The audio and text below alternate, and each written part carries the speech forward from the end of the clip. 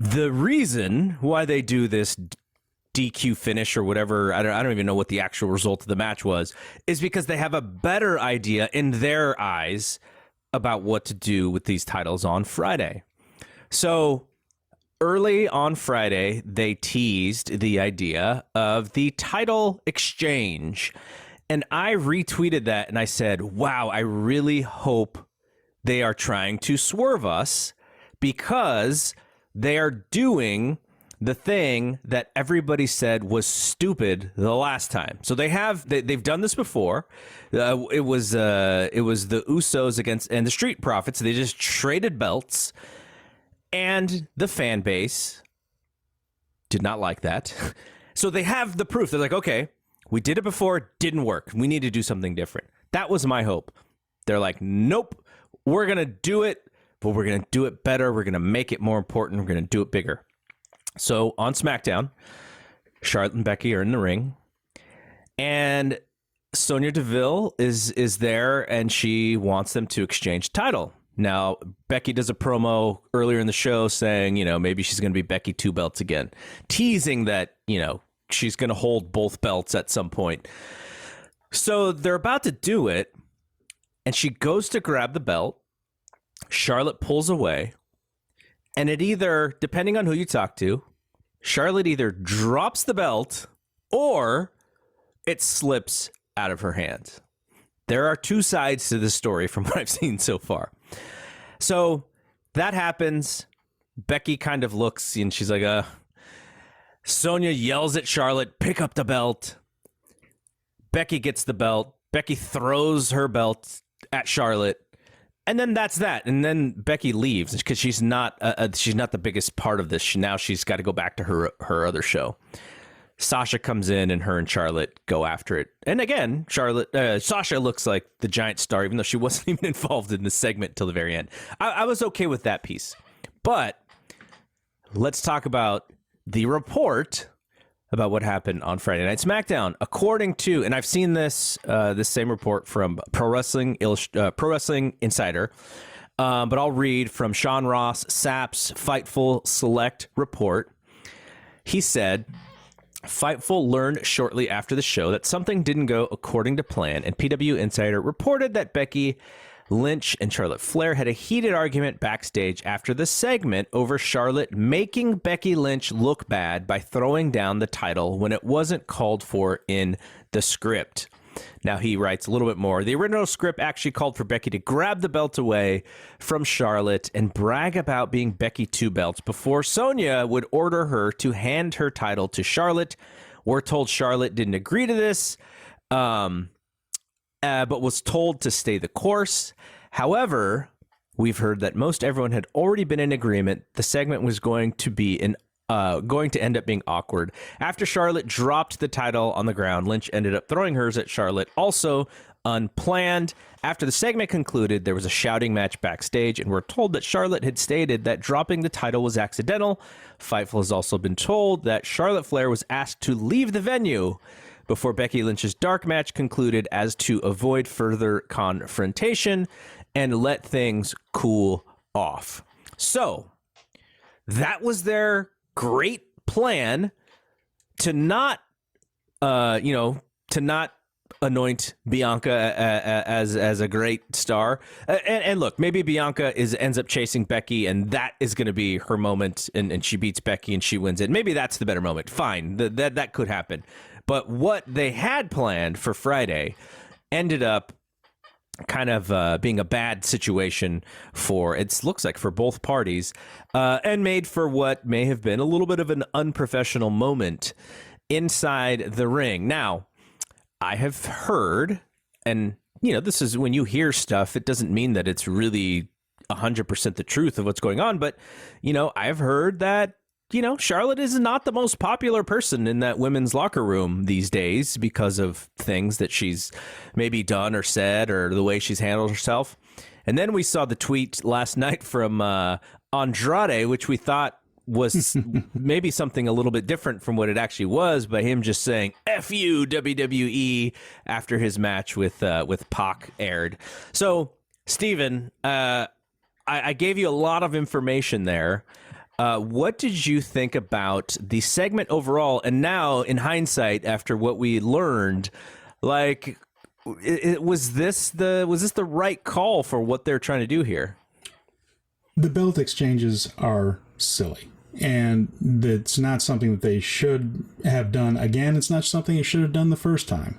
Mentioned earlier, it should be the Universal title and the WWE title. Then you don't have any issues at all. The whole idea of a blue belt and a red belt to match the shows is silly, and it gets them into these situations. Well, they get themselves into these situations, but there isn't a way in a belt exchange for the champions to really look particularly good. And they just have to hand over the thing that they allegedly have worked their whole lives to get, and then just take a different one, and they're supposed to look like big time champions with that. There is no way to do it without it looking awkward or like they don't mean that much, which is the opposite of what you want. For Charlotte, if this is another incident with her, I feel like this is a woman that has one foot out the door. And there have just been symptoms of this going back for a while. The report also said that she wanted to lose to Belair, which would even make more sense because the obvious storyline they're telling with Charlotte is that she's going to win the title more times than her father did. Mm-hmm. So you got to get the belt, offer and honor, offer and honor, offer and honor. This is a perfect situation where you get the belt offer, continue that storyline of Charlotte winning the thing constantly, but she has to lose it in order to break that record, and have Bianca look like she's on the level of the rest. Now, that might not end up being a problem. Belair has come so far in the last year that I think the fans are starting to realize that she is a part of this group and is a top-level star. And they seem to have gone along with her. It might not matter all that much, but it would have definitely helped. And it certainly would have helped the match at Crown Jewel to have both champions in it. And it just, you see all these things like her father is gone. Her boyfriend is over in, I don't know if they're engaged or not. Her boyfriend is over in AEW. I'm sure both of them are telling her all kinds of annoying, horrible things about WWE and how great it is over there. This just seems like a woman who is disgruntled. She doesn't like what they're doing with her, and I'm sure Andrade is telling her every night that they're messing with you, they're doing you wrong, and you just have to sit and wait it out. Feels like a disgruntled woman that just is ready to be done with all this. And, we saw it a little bit with the Nia Jax awkwardness in their match when they stopped cooperating for a little while. Now she's not cooperating with Becky. It just seems like somebody who's fed up. And that's the reading I'm getting off of it from her. She just doesn't want to be there right now. I'm not sure she wants to be in the company. And she's kind of over it and pushing back hard, and sometimes in the on TV instead of in the rooms before. But apparently she did voice that she wanted to lose to Bianca, and they just went with what we talked about. It didn't work. So for me, it just sounds like she doesn't want to be there. Keila, I want to hear your thoughts on this, but I have a specific question based on something Steven just said, which I think makes a lot of sense, is if Charlotte wanted to lose, and the idea is that she then wins it back, and we add these like fictional title wins to her record. If you're WWE and you go, she kind of doesn't want to be here, we're petty, we don't want her to win all of these to get to this record. Could you see that as the reason maybe that they decided to stay on course with what they did on Friday? Well, crazily enough, when she got this the SmackDown Women's Championship, that's another reign. It's retroactive. Like, you get another reign when you swap the belts, because the Street Profits became Triple Crown champions via a title swap. That's true. Wow. So that's she gets true. another reign. So it's a catch-22 of like, you tried to do something and you still did it by accident with this title swap. It's just so silly to me. They can't get out of their own way. They cannot get out of their own way. And for like the last day and a half, I've had X Factor by Lauryn Hill in my head. It can all be so simple, but you have to make it hard. Like, where's the rest? Like, come on, like, seriously. So I'm of the mindset of Steven. Like, Charlotte Flair is 1 foot out of this company to be done with this, because Look at what she's gone through. I remember watching her day of return at TLC last year, and she looked refreshed. She looked happy to be back. And then you have her tag with Asuka. They win the titles. And then you have her father in a relationship with Lacey Evans. And you can clearly see throughout this entire angle, she hates it with every fiber of her being. And she bares her teeth and she just deals with it until Lacey in real life gets pregnant and she's written off of the storyline. And then Charlotte Flair is unfortunately diagnosed with COVID-19 and she's off WrestleMania, and she's a little peeved off that a lot of stuff medically got leaked out and she had to defend herself. And you go back to how WWE books the character, and I'm sure in a lot of ways she hates this presentation a lot. And it's not her fault. She does what she's told. And that really shows the sway she does not have in the creative room. That even though she has great ideas to drop the title and to make sure that Bianca looks good or Rhea Ripley looks good, and they don't budge, that shows the power she does not possess from a creative standpoint. And you get situations like this, that you see a title belt exchange go haywire fast. And it's unfortunate because at one point, Becky and Charlotte were really good friends. And you can see that on TV before everything went south a few years ago.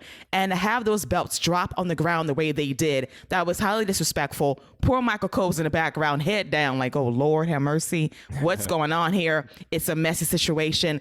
And this is WWE. This is something you actually can control by booking a show that makes a whole lot more sense. And for whatever reason, they don't. And it's frustrating as a viewer, and I'm sure Charlotte feels the exact same way. I don't blame her for being agitated by creative bullshit, but don't bring it to television. Never let it show on your face that it's bullshit. Just roll with it, do it, and move on. But for that to go down the way it did, it was highly unprofessional, and it's just sad to see how it all played out. And it's completely avoidable if WWE simply had Bianca Belair win the championship on Monday in a great moment that would have popped that Sacramento crowd.